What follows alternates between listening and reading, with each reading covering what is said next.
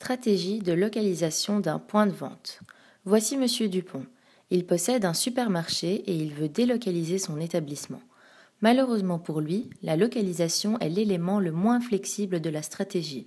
Il ne peut donc pas faire l'objet d'une modification rapide. La localisation nécessite un engagement à long terme.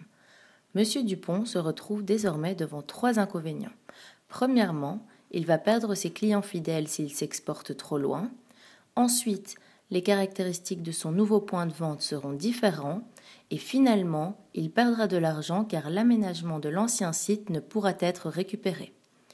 Avant de choisir son site, il aurait dû faire comme Madame Laura qui a pris soin d'évaluer les caractéristiques en termes de population et de concurrence, évaluer les forces et faiblesses de cette dite concurrence et déterminer où se positionner à l'intérieur d'une zone géographique en tenant compte des législations.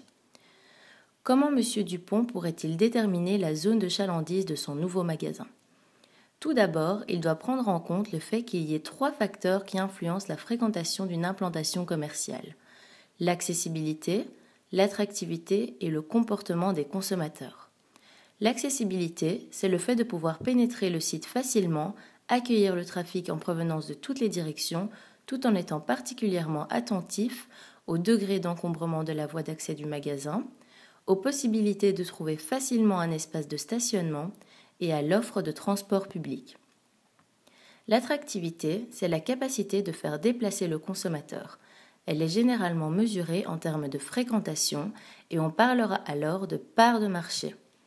À savoir que la taille de la zone de chalandise est affectée par la taille du magasin, mais l'agrandissement du magasin ne fera pas croître celle-ci. Attention! Deux magasins de même taille peuvent avoir une attractivité différente en fonction de l'image diffusée en public. Deux magasins implantés côte à côte augmentent la zone de chalandise. Certains commerces n'ont pas de zone de chalandise et profitent des clients drainés par un commerce de grande taille. Gino, par exemple, possède un restaurant dans un centre commercial et profite donc de la zone de chalandise de celui-ci. Le troisième facteur est le comportement du consommateur. Celui-ci est influencé par les éléments du marketing mix: le prix, la place, la publicité et le produit. Il existe trois types de zones de chalandise. La zone primaire, représentant 55 à 70% des consommateurs, la zone secondaire, représentant 15 à 25% des consommateurs, et la zone tertiaire, représentant le reste. La forme de la zone dépend du type de magasin et de la présence ou absence de barrières physiques telles que des ponts ou des sorties d'autoroute. Selon le principe du moindre effort, le comportement humain recherche à minimiser l'effort tout en maximisant l'utilité et le plaisir. Afin de faire l'analyse économique, nous avons recours à une méthode d'analyse de marché qui s'appelle le géomarketing et qui repose sur la proximité des consommateurs.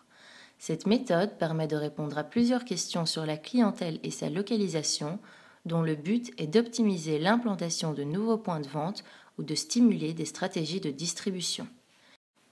Imaginons que M. Dupont ait un problème de segmentation de la clientèle.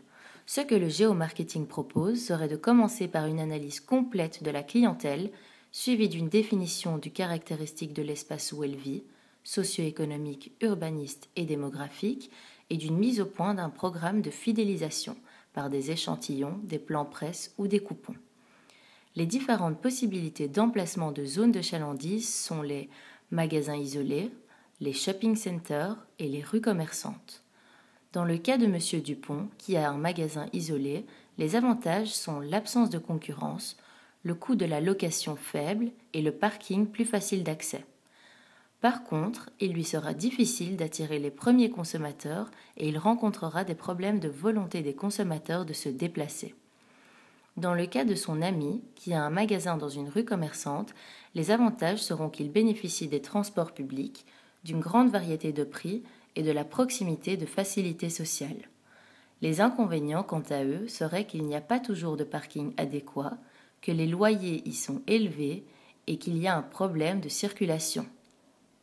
Le troisième cas, celui de M. Gino, qui est implanté dans un shopping center, les avantages sont qu'il y est plus facile d'y faire du shopping en famille, qu'il y a un accès facile aux grands axes et plusieurs facilités de parking. Les inconvénients, par contre, seraient l'environnement concurrentiel et les heures d'ouverture identiques pour tous. Il existe différents types de centres commerciaux. Premièrement, les centres commerciaux à attraction régionale qui ont une superficie de 30 à 100 000 m², généralement implantés en périphérie des grandes villes avec une zone de chalandise très étendue.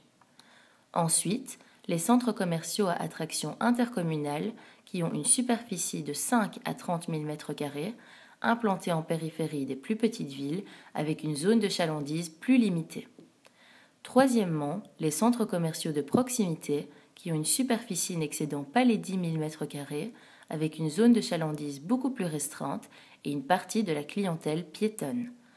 Dernièrement, les galeries marchandes situées au centre-ville, mais également dans les petits aéroports, les gares et les grands hôtels.